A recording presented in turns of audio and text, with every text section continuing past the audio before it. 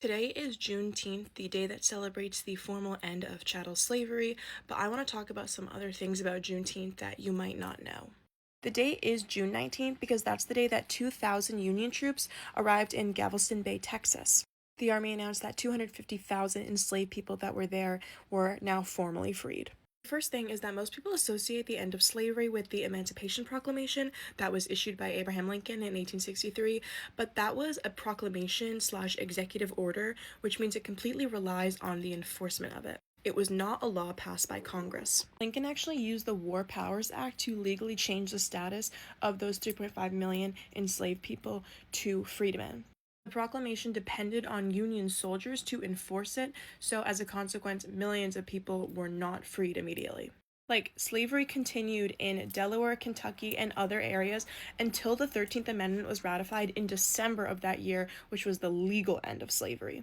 And also, slavery ending did not mean the lifestyle changed for most of these enslaved people.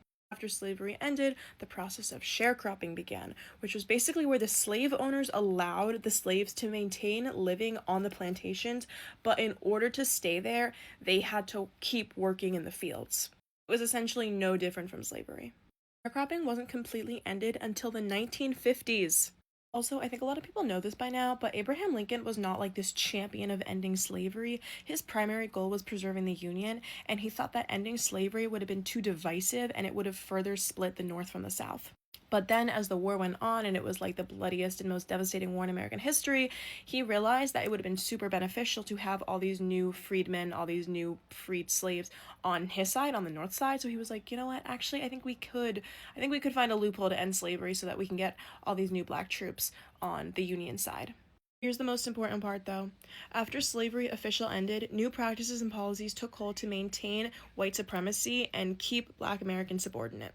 Black codes were discriminatory laws in southern states that criminalized black people for existing. There were literally laws that made it illegal for black people to walk by themselves at night on the street. And then these folks obviously were incarcerated and forced to do prison labor.